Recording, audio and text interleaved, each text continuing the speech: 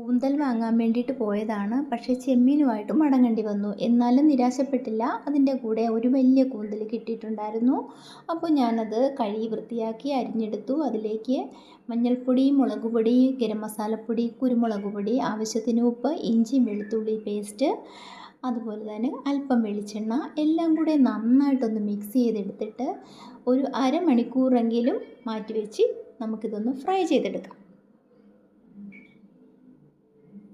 ഇനി ഒരു പാൻ അടുപ്പത്ത് വെച്ച് അതിലേക്ക് വെളിച്ചെണ്ണ ഒഴിച്ചിട്ട് കുറച്ച് കറിവേപ്പിലയും കൂടി ഇട്ട് നമ്മൾ പുരട്ടി വെച്ചിരിക്കുന്ന കൂന്തൽ പീസ് എല്ലാം അതിലേക്കൊന്ന് ഇട്ട് കൊടുക്കണം.